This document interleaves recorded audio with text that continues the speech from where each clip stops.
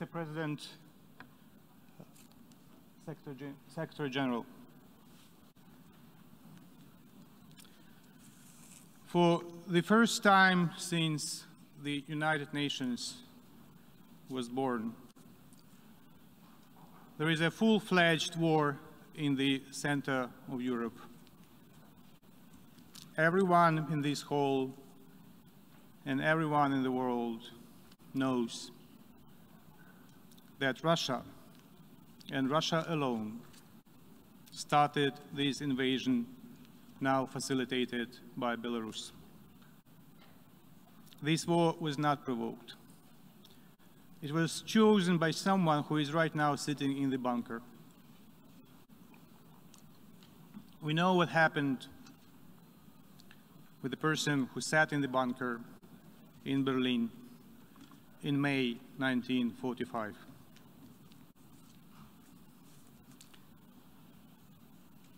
Before I continue with my formal statement,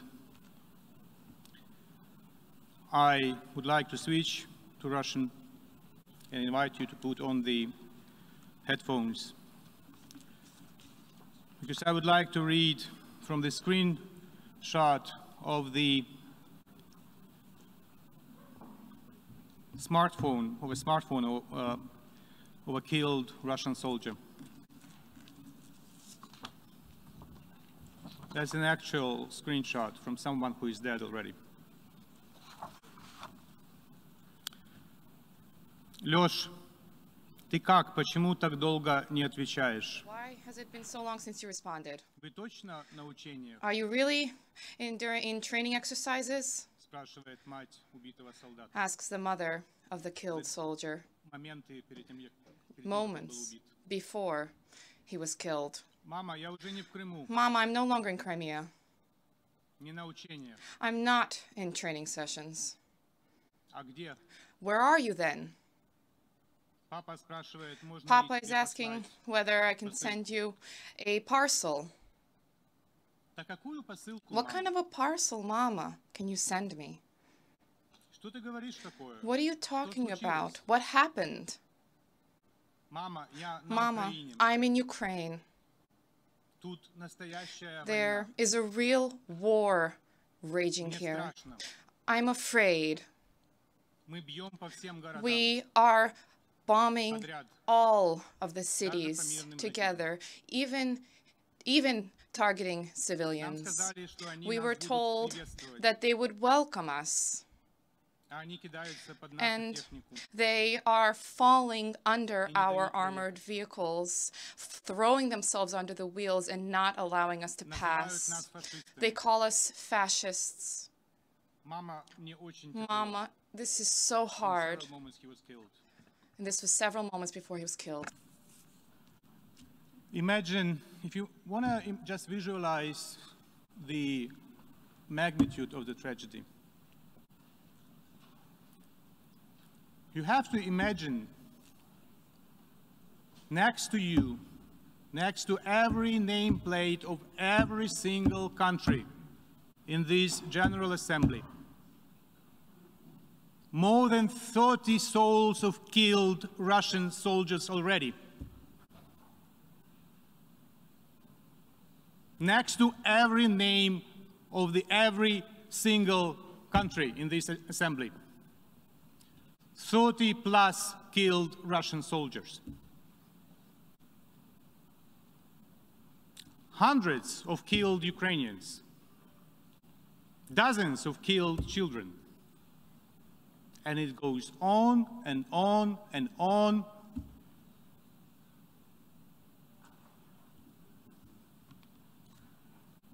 So just imagine those killed people next to you when you will listen to my formal statement.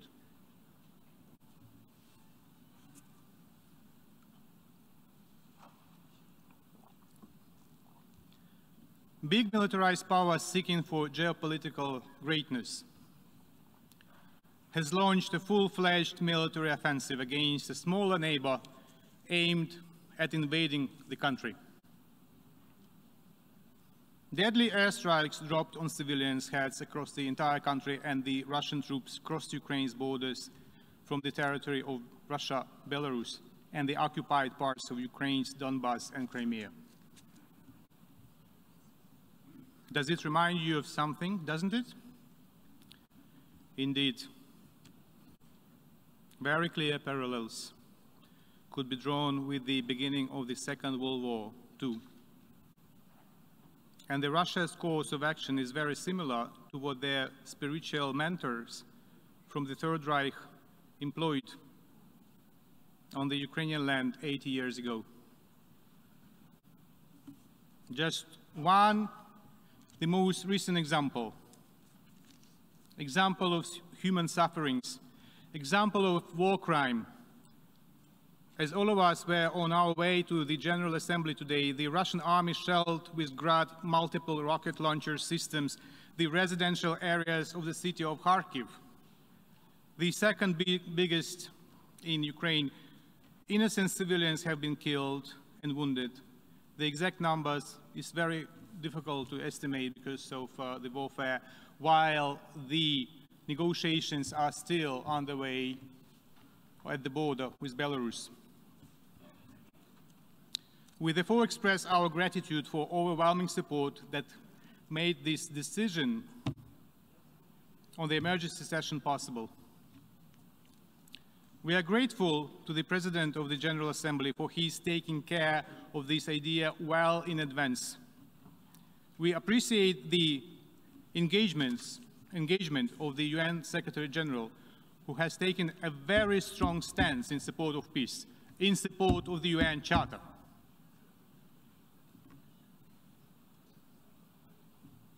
We have been prompted to call for an emergency special session as the level of the threat to the global security has been equated to that of the Second World War, or even higher, following Putin's order to put and alert Russian nuclear forces. What a madness.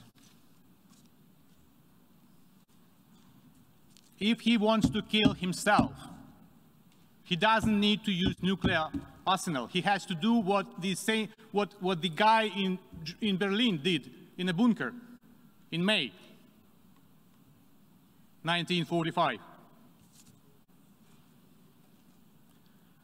The Security Council addressed the issue of the Russian war against Ukraine, and the decision was not adopted due to the obvious reason. The country attempting to occupy Ukraine since 2014 has occupied the seat of the Council permanent member since 1991. Therefore, we do not accept the Russian logic that the Security Council was unable to act due to one-sided and unbalanced approach. The only guilty party is the Russian Federation.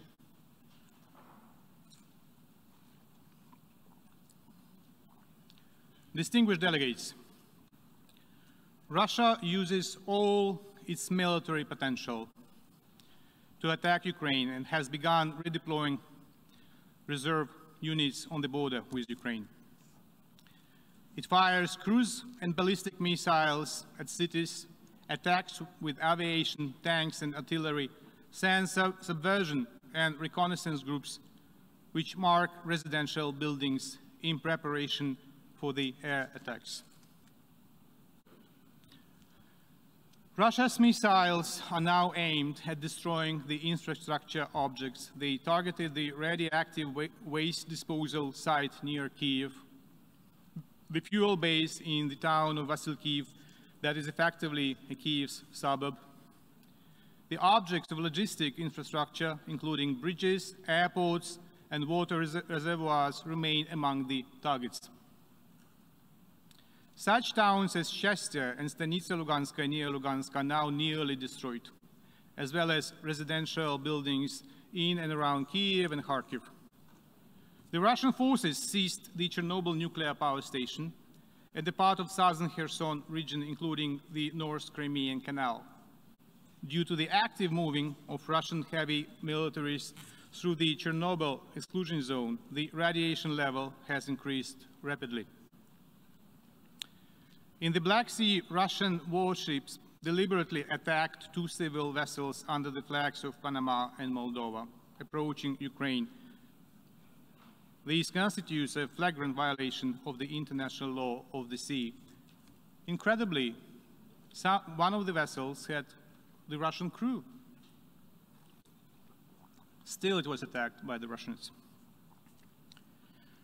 Russians keep attacking kindergartens and orphanages, thus committing war crimes and violating the Rome Statute. Hospitals and mobile medical aid brigades are also targeted by the Russian shelling and the sabotage groups working in Ukraine's cities and towns.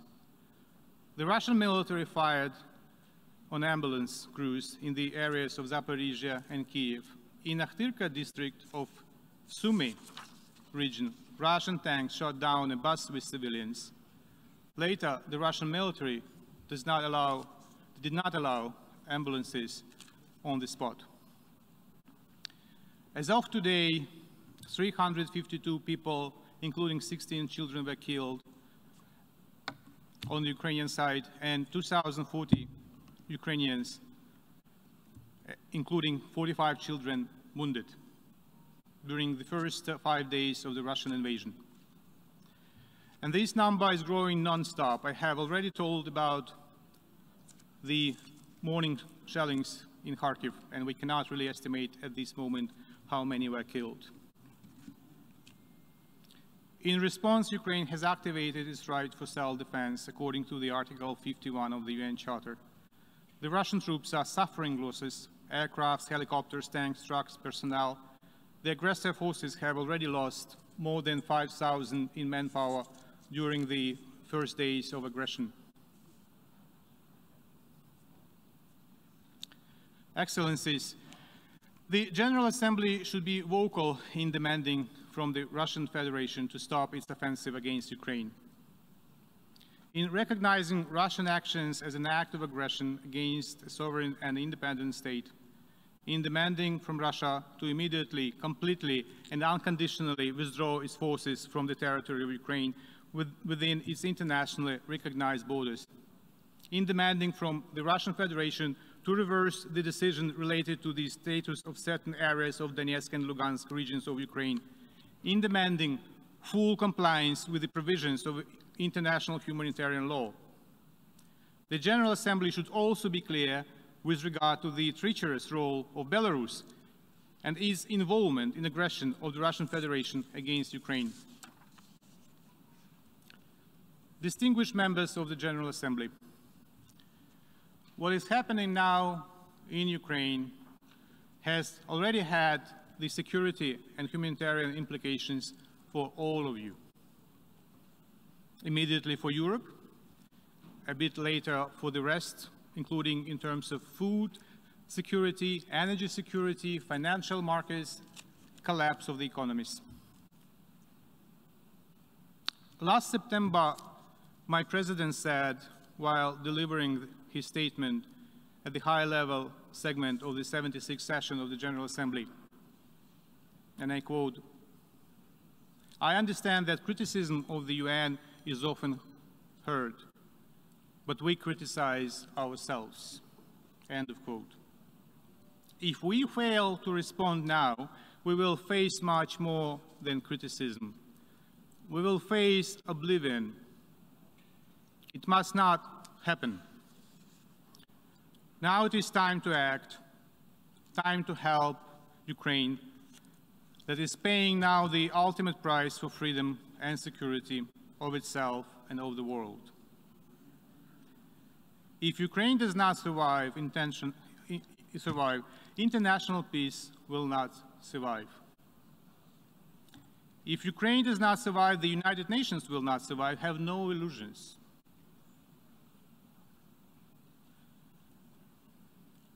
If Ukraine does not survive, we cannot be surprised if democracy fails next. Now we can save Ukraine, save the United Nations, save democracy, and defend the values we believe in and that Ukrainians are fighting for and paying with their lives. The Russian delegate will speak shortly. Putin has done everything to delegitimize the Russian presence in the United Nations. But I wonder if the Russian presence in the United Nations has ever been legitimate. I wonder if ever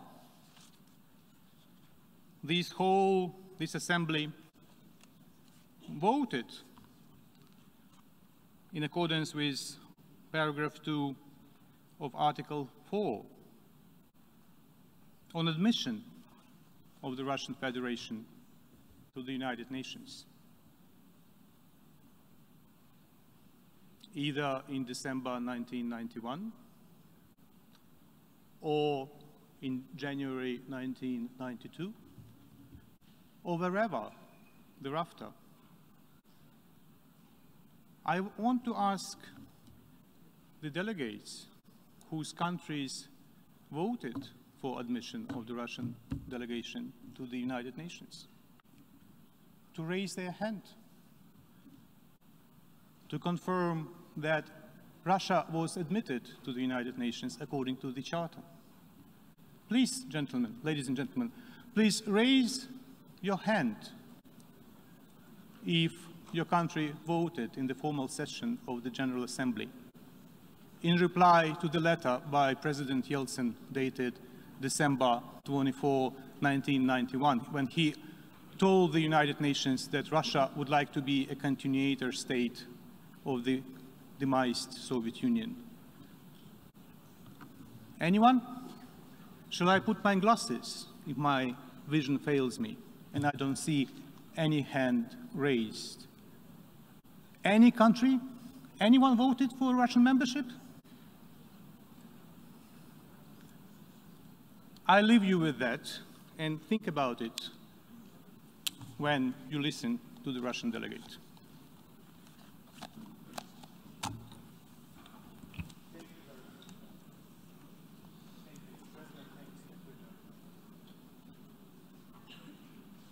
I thank the distinguished representative of Ukraine